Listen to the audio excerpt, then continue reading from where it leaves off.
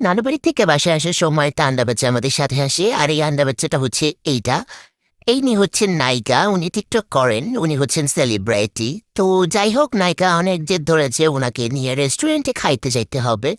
ওনাকে আগের দিন ফুচকা খাওয়ায় নিয়ে আসছি, তারপরে উনি রেস্টুরেন্টে গিয়ে খাবেন। তো আমি নায়িকাকে বললাম যে চলো তোমাকে নিয়ে খাওয়া নিয়ে আসি। তারপরে আমরা রেডি হয়ে খাওয়ার উদ্দেশ্যে বের হলাম। আর পথিমধ্যে নায়িকার আইসক্রিম খাওয়ার ইচ্ছা হলো, কিন্তু আইসক্রিম আর খুঁজে পাই না। পরে অনেক কষ্ট খুঁজাখুঁজির পর আইসক্রিম পাইলাম। তারপরে চলে আসি রেস্টুরেন্টে। এই রেস্টুরেন্টে আগেও এসেছি, কিন্তু এটা নতুন ডেকোরেশন করা হয়েছে আবার। নতুন ডেকোরেশন করার পর আর আসা হয় নাই, তো ভাবলাম যে এটাতেই যাই নায়িকাকে নিয়ে। তো এই যে দেখছেন, নায়িকা এন্ট্রি নিচ্ছেন রেস্টুরেন্টে। নায়িকা এখন মেনু দেখতেছেন। ওনার কি খাওয়ার ইচ্ছা, ওনাকে বললাম যে তুমি যেটা খাইতে চাইবা তোমাকে ওইটাই খাওয়াবো। আর আমি হাত ধোয়ার বাহানা কইরা চলে আসছি মিররে। আমার এই জিনিসটা না করলে আবার হয় না, আবার খাওয়া-দাওয়া এগুলো হজম হয় না। তো এইজন্য চলে আসছি একটু মিরর মারতে। তো মিরর-টিরর মাইরা এসে একটু টিকটক-বিকটক বানাইয়া তারপরও দেখলাম যে ও কোনো কি অর্ডার দিবে কিছু সিলেক্ট করতে পারে নাই। পরে বললাম যে, "কি খাবা বলো?" বলল, "বার্গার খাবে।" বললাম, "আর কিছু খাবে নাকি?"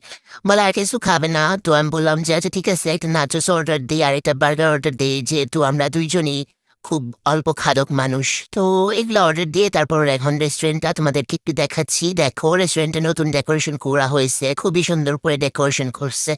আর ওই যে দেখো, নায়িকা আমাকে হাই দিতেছে ক্যামেরা দেখা। তো রেস্টুরেন্টের নতুন ডেকোরেশনটা আমার খুবই ভালো লাগছে। আর খুবই সুন্দর করে ডেকোরেশন করা হয়েছে। আগে রেস্টুরেন্টটা একটু বড় ছিল, আর এখন একটু ছোট করা হয়েছে, জানি না কেন। বাট সুন্দর লাগতেছিল আগের ডেকোরেশন থেকে। এখনকার ইন্টেরিয়রটা খুবই সুন্দর হয়েছে। তো এই যে দেখো, আবার চলে আসছি মিররের ওইখানে। আর আরেকটু দেখাইতেছি তোমাদেরকে রেস্টুরেন্টটা।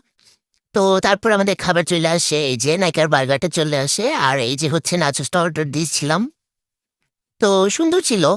বাট আগে নাচোসটা আরো একটু বেশি দিত। এখন যাওয়ার পর দেখলাম যে একটু কম নাকি বুঝি নাই। বাট আগে গেছিলাম যখন নাচোস আরো বেশি থাকতো। তো যাই হোক, এখানে আমরা খাওয়া-দাওয়া স্টার্ট করি। তো মজাই ছিল, নাচোসটা তো আমার বরাবরই অনেক পছন্দ। আর এই যে নায়িকা একটা বার্গার খাচ্ছে। একটু খাওয়ার পরই হইছে নায়িকা আর খাবে না। এই হচ্ছে নায়িকার রেস্টুরেন্টে আইসা খাওয়ার মানে ধান্দা। বোঝাই বাইরে একটা চক্কর দিবে, এইজন্য আরকি এসব ধান্দা। আচ্ছা যাই হোক, খাওয়া-দাওয়া শেষ করে বাসার জন্য পার্সেল নিয়ে চলে যাচ্ছি। নায়িকারে বললাম আমার একটা ভিডিও কইরা দাও।